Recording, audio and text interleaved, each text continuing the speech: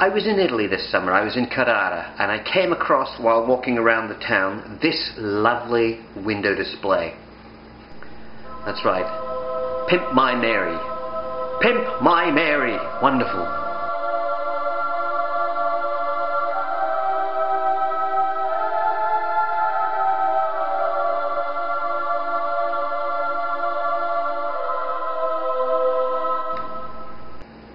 It started something in my head, though, that's a thought process that is culminating around about now, and that is, why is it so important that Mary is a virgin? I mean, one of the things we can say is, well, that makes it more miraculous, right? If you accept the premise that she was actually a virgin, it's pretty miraculous. Of course, you have to accept the premise, and you might as well, because, well, a newly married but pregnant woman would have no reason or motivation to lie about how she became that way, would she? Or, well, imagine this, for example, a young bride back in that point in history who actually did remain a virgin for more than, say, a couple of hours after she was married, which would be hard to imagine, I suppose, unless she was heavily armed. But if you accept the premise, that she was a virgin, then in these modern times, I've heard lots of theories about how that could be possible, because, well, you know, sometimes maybe meiosis doesn't split the genes properly and they end up with a full complement of genes, and that could be a fertile cell that then turns into a human being, but it'll probably be XX, so Jesus would be a woman. But there could be an outside chance that Mary was XXY and that the Y was sequestered, but when meiosis happened, the Y came in, and so if you come from a modern understanding of human reproduction, you can see that there is a potential that there could be sufficient genetic material in an ovum, by whatever strange happenstance, that it could implant and spontaneously generate into a human being. So you go, well, that's terribly unlikely, but I can see a few ways that that could happen. But the ancients didn't have that kind of understanding at all. They'd never seen an ovum. They didn't know what one was.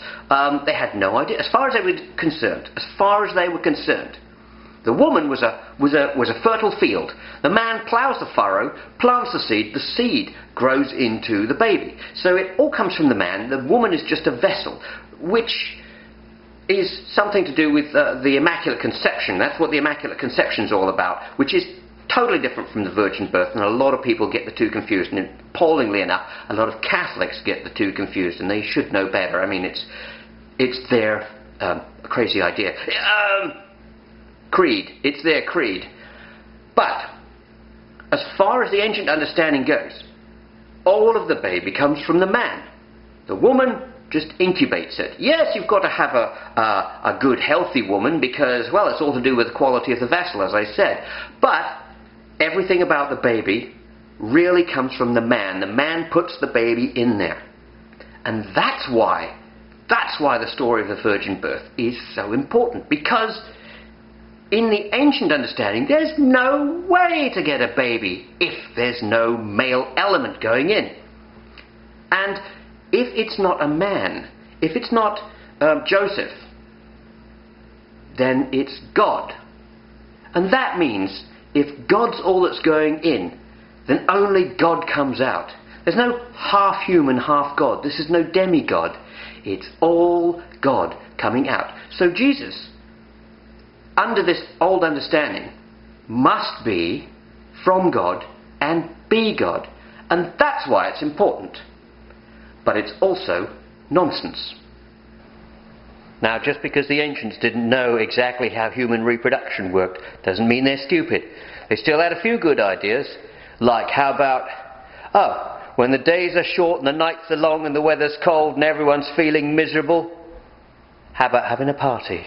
That'll cheer you up. Merry Christmas, everybody. Merry Christmas.